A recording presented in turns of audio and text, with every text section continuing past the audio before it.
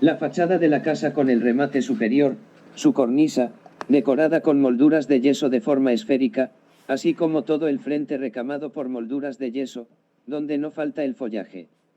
Sí, esta fachada se ve presidida por un balcón que es irradiado desde un arco deprimido, por dos columnas con capitel jónico que remata en un balcón mirador, de base hexagonal sostenido por una ménsula agrupada para los eventos citadinos, ya fuera las procesiones, o los discursos políticos, o para lo más elemental, acodarse en la baranda y mirar hacia la calle desde otra perspectiva.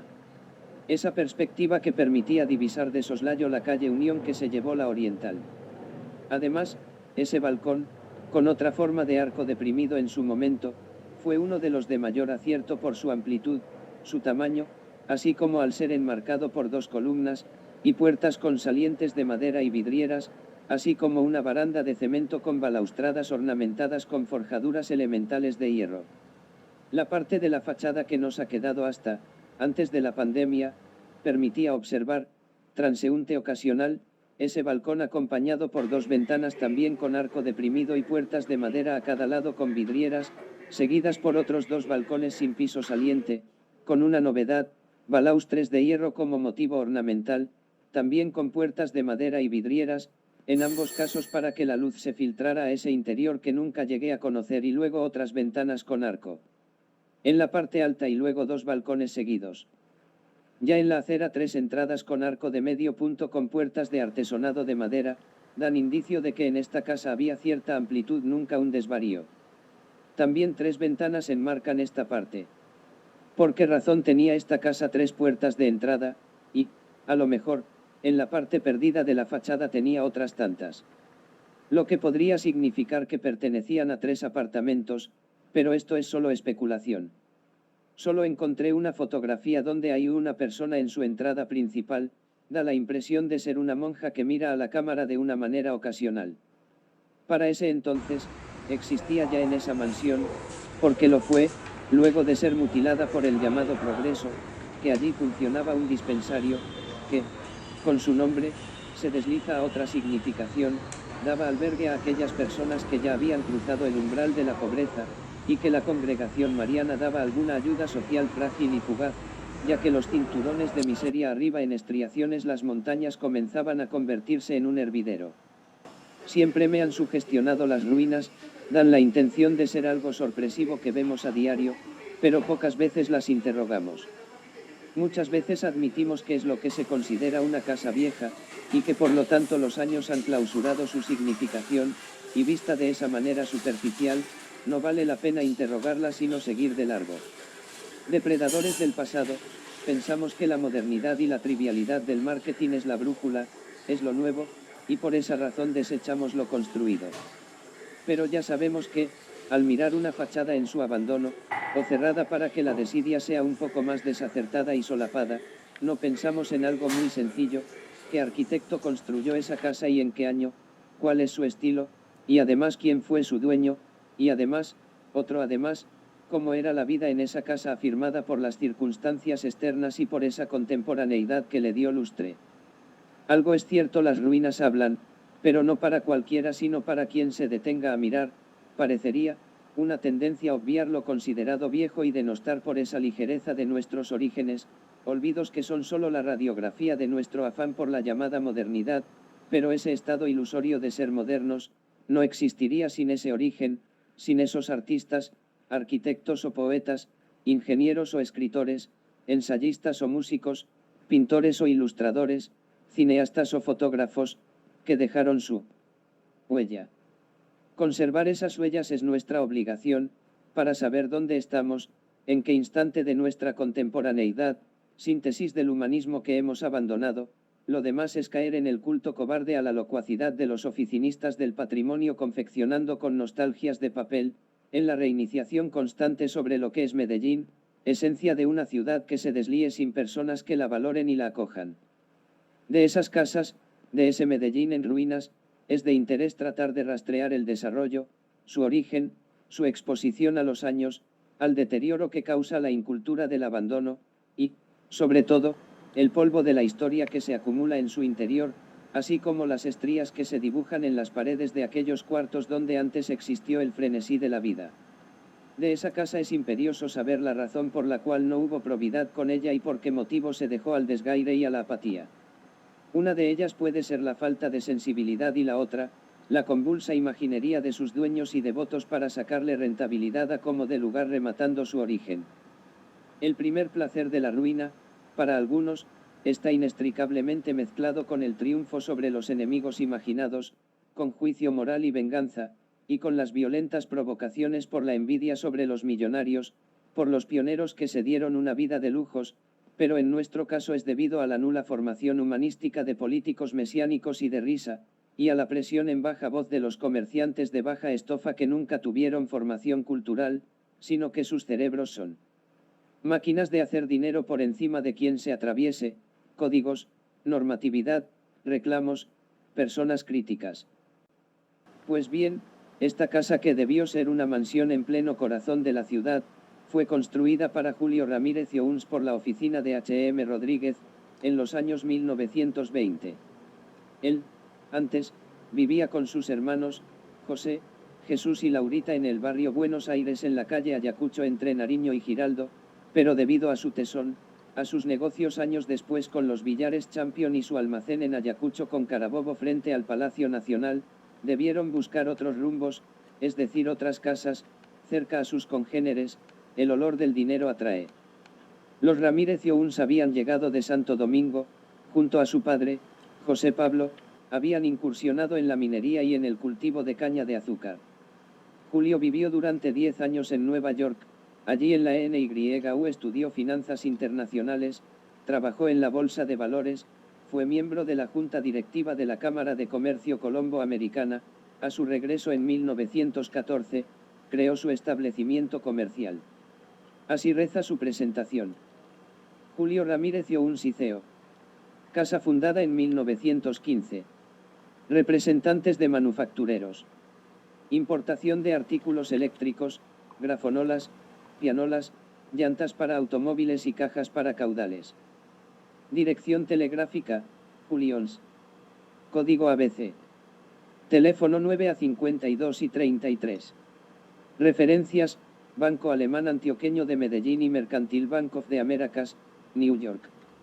Calle de Colombia 204.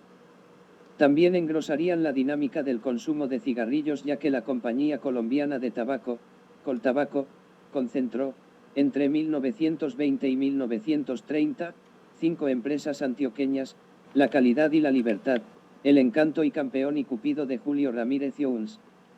Julio, además, constituyó y dirigió diversas industrias en colaboración con sus hermanos José y Jesús, Cigarrillos Ramírez y Ons HNOS, Billares Champion, Paños Ingleses Alicachín, RCA Víctor Gramófonos y Discos Silver y Ceida. Los Billares Champion fue la empresa de más peso de Julio Ramírez y Ons, no en vano en la gran exposición de 1949 obtuvieron la medalla de oro y el primer lugar. Mario Criales, campeón nacional de billar, había realizado 1748 carambolas, de los cuales anotó sobre la bondad de sus bandas, la presión de sus efectos y, sobre todo, el coeficiente vibratorio de sus pizarras. También el sacerdote jesuita, escritor y botánico Enrique Pérez Arbeláez, magnificó el pabellón de esta compañía. De esa casa habitada por Julio Ramírez y Ons y su esposa Margarita Moreno solo he visto parte de su fachada gris después de la apertura de la Avenida Oriental. En un par de fotografías se nota la aparición del cemento armado en la calle, una autopista inusual como diría el arquitecto catalán Sert, y eso sí, ese contorno novedoso para algunos ahí en la avenida en la esquina nordeste de Caracas, nada menos que ese muñón, que estaría ahí durante tantos años, 50, que son toda una vida, en que nadie se animó a darle un fin determinado al menos para conservar el resto de esa fachada de tono gris, como se estilaba con esas casas que fueron perdiendo su prestigio, ante nuevas arquitecturas, y por lo tanto se le otorgaba ese tono de ser edificios o casas viejas, y así, de una manera insulsa luego fueron pintadas con ese tono de gris como una manera de preservarla entre comillas, que era nada menos que darle a quienes ordenaron que fueran pintadas de ese color, el mismo tono a esas mentes grises que no querían saber nada de esa casa, sino pintarla para conservar algo de ellas, y eso sí de cualquier manera. A algunas de esas casas construidas en 1920, de estilo ecléctico con balcones bordados con molduras de yeso, en los últimos años se les dio un color amarillo, lo cual falseaba con esa alegría de colores su propósito inicial. Esa manía por la hepatitis cromática impregnó diversos edificios en Medellín, desde el Hotel Montería al Parque de Bolívar, la Librería Nueva, el edificio Constain, el edificio Uribe Navarro, el edificio Continental, el edificio del Paraninfo de la Udea, el claustro de San Ignacio. La Congregación Mariana. Julio Ramírez Youns y su esposa Margarita Moreno, con su generosidad, esa generosidad brindada por su educación religiosa en el Colegio San Ignacio, despertaría esa actitud filantrópica que lo llevaría a financiar la Congregación Mariana, y a crear en 1951 una fundación con su nombre. En ese orden, en esa actitud, junto a otros millonarios paisas, posibilitaron la creación y funcionamiento del Centro Odontológico de Caracas, donde ya funcionaba el dispensario. La lista de benefactores sigue con Magdalena Gaviria de Villa, Emilio Restrepo Uribe, Toñita, una anciana de origen humilde, Antonio J. Londoño y familia, Antonio Restrepo Arango, Gabriel Fernández Jaramillo, Juan Restrepo Jaramillo y Jorge Pérez Vázquez, presidente de la Compañía Colombiana de Tabaco. En 1966, tras inaugurar la clínica, trasladaron el centro médico a la casa en la calle Caracas con la avenida Oriental. También funcionaron allí varios consultorios médicos y odontológicos, inaugurados en 1969. El padre Darío Arango, que lideró la Congregación Mariana durante 44 años, recordaba que los servicios en la sede de Caracas empezaron a cargo de 3 monjas vicentinas, a las que se les acondicionó la parte posterior de la casa como vivienda. También se les adecuó una pequeña capilla donde se mantenía expuesto el Santísimo y se oficiaba misa. Inicialmente la casa de Caracas de Julio Ramírez Youns se la arrendaron a la congregación, y luego él se las donó. Además, en los frecuentes viajes de negocios que él realizaba a Estados Unidos y Europa, traía equipos odontológicos y elementos para el laboratorio químico del dispensario que llevaba su nombre. Además, como ya vivía en Bogotá, realizaba gestiones para la Universidad Javeriana, así como para el Hospital San Ignacio, del cual también era benefactor. Incluso llegó a traer imágenes religiosas, como la réplica de la Pietà que todavía se conserva en la Congregación Mariana. Es más, su mausoleo en el cementerio de San Pedro posee una de las 3 Pietás que hay en el departamento. Los años 70 definieron un nuevo periodo en la vida institucional del centro odontológico debido al creciente número de usuarios, y al aumento de los servicios médicos y odontológicos prestados. Por ese motivo en 1975 se juntan ambos servicios. El centro odontológico permaneció en la sede de Caracas. Fue tal el incremento de sus servicios, que en 1985 se compró la casa vecina para poder atender el elevado número de usuarios. El proceso coincidió con la ampliación de la carrera Unión para dar paso a la avenida Oriental, ensanche que se llevó la fachada y parte de la casa. Los arquitectos Iván Restrepo A., Juan Guillermo Gómez C. y Pedro Pablo Lalinde C., a quienes la congregación encargó la remodelación y el embellecimiento del centro médico, propusieron encargar 2 murales para la pared exterior sobre la avenida Oriental. El propio Lalinde pintó uno de los murales, el que recrea la antigua fachada del Palacio Arzobispal. Como el descuido urbano es tabla rasa, bárbara en la ciudad, ante su deterioro, un segundo mural sobre el anterior, lo realizó el mismo Lalinde en 1999 con ayuda de Aicardo Cárdenas. Este muestra la fachada lateral de la casa mutilada, ya como un frente ilusorio, que se celebraba a sí mismo y que también en la constante citadina de esa subcultura sucia y marginal del desprecio llevó a que ese mural también fuera destruido, por otros ratones con avisos comerciales. Lo anterior para expresar una mezcla de la frustración en Medellín en este tema, sin deudos y eso sí con muchos diagnósticos de penuria, muchas charlas inútiles de patrimonio como algo muerto, no como un reclamo para que la ciudad no desaparezca a pesar de muchos catálogos, y normatividad que se solapa cada que requiere la volubilidad de los dirigentes. Solo en la pandemia, sigilosos como ratones codiciosos, o aún más como bandas armadas que lotean los terrenos de las fronteras de Medellín para venderlos a los desplazados, así ocurrió en pleno centro de la ciudad, La fachada valiosa de la calle Caracas de esta mansión mutilada siguió su curso, pero de una manera descarada que es la expresión más afamada de Medellín, tapiaron esa fachada, es decir, alteraron ese paisaje citadino, y nadie dijo nada, como dice el poema de Brecht, y eso sí nadie dice nada en Medellín en temas de patrimonio. Y así prosigue el reino de la rentabilidad y ya se abren como una constante las cortinas de hierro para lotear ese espacio, y esa mentalidad de los paisas, así como ocurre allá en las fronteras de la ciudad, dándole otro matiz, así sea sucio, a esa ciudad que desaparece ante nuestros ojos.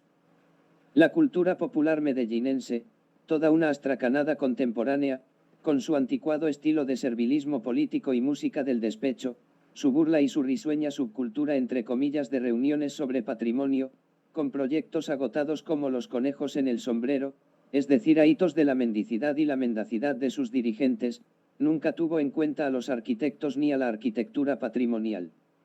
Y el término despectivo, es una casa vieja, para referirse a algunas mansiones con diversos estilos, es tenido muy presente como un mandamiento y un exabrupto, ante una inútil y costosa agencia de patrimonio y paisaje donde la incultura es un lugar común. Y así se desprecia lo anterior porque se ha instalado en esas mentes, ese porno pueblerino que se pavonea en las calles, en las rupturas aparentes de los políticos junto al moho personal de sus dirigentes con sus chiringuitos y sus pasarelas portátiles de humo, y sus discursos y propuestas dignos de llevarlos donde el psicoanalista, esos y expertos en cefología para, inauditos, atornillarse en sus puestos, como servidores públicos. Sí, dije, como servidores públicos entre comillas. El patrimonio en Medellín se ha convertido en una gigantesca simulación que se realiza en los actos oficiales, patrocinados a altísimo costo, en los que no sucede una propuesta de valor mientras se repiten como en el metro los mensajes omnipresentes para vivir serenos y aprender a hacer la respiración y para mantener la tranquilidad. Solo falta que sí, donde la economía del rebusque ha permeado todas las instancias posibles privadas y públicas, desde los altos cargos hasta los más bajos. Cada casa subvalorada o dejada de lado en la lista de patrimonio, como la de la Congregación Mariana, se convierte en una pared cubierta con grafitis y avisos corporativos y etiquetas que magnifican ese sitio como otro declive de la historia en la Villa de Villanos. No se pierde ninguna intención, o trucos para explicar y sacar hasta el último centavo de estos espacios y casas abandonadas durante un tiempo hasta que se convierten en lugar rentable como la expresión más acabada de esa ciudad que poco a poco es destruida. Así Medellín.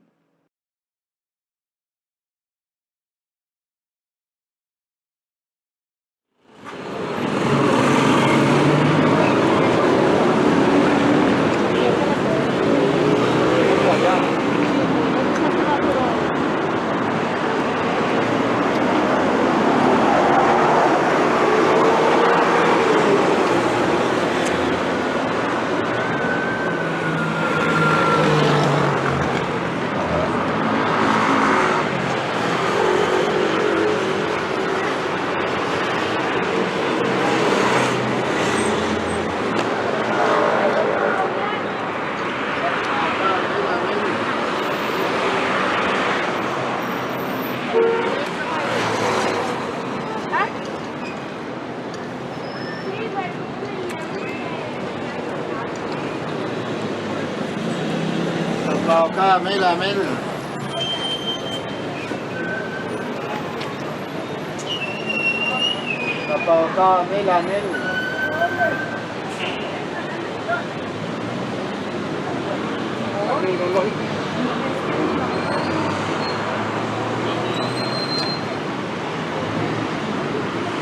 ¿Usted hace mucho tiempo trabaja aquí? Sí, yo llevo 2 años acá. Ah, ¿cuánto? 12. ¿Le tocó cuando estaba funcionando eso? Sí. ¿Cómo le parece pues cómo acabaron con esta cuestión? Comparado con la Torre 46. Sí. Oiga, yo le digo una cosa. ¿Usted llegó a entrar ahí o no? Al baño nomás. Y acá a filmar. Dígame. Venga, yo le digo una cosa. Era muy bonito por dentro. Sí. Sí. ¿Y cómo era en el interior? Todo limpiecito. O sea, todo está enchapado. ¿Usted cómo se llama? Me llamo Andrés Mauricio. Andrés Mauricio, venga, yo le pregunto. ¿Y se acuerda cuando estaba ese edificio viejo por el lado de allá? La fachada. La fachada. Aquí en este muro que pusieron. Acá en la vuelta. Sí. Sí. ¿También llegó a entrar por ahí o no? Ah, ¿También llegó a entrar por ahí o no? no, pues no había entrada. La entrada solamente es por aquí. La por acá. Y por acá y por el lado de abajo hay otra entrada. Yo no lo puedo entrar ahí siempre. Ah, No la entrada uno ahí. yo creo que no. No. Ese es de los curas siempre.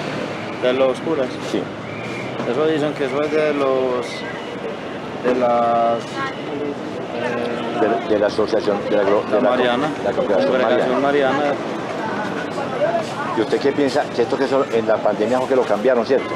La pandemia. ¿No le tocó cuando taparon esa fachada? No. No. ¿Y cómo le dio por aquí en estos días? Bien. Bien, bien, gracias a Dios. Ah, bueno. Están por aquí filmando eso que lo veo muy distinto. Ya pusieron locales allí. Sí, es que esto lo... de esta pared Sí. allá van a poner 4, más o menos 3, van a cuadrar 3 locales. Y de aquí para allá, ¿qué cigarrillos? Hasta el lado. Y de aquí para allá la van a poner como 3, 4, 5. Ah, bueno, mal. De todas maneras, ahí lo dejo pues.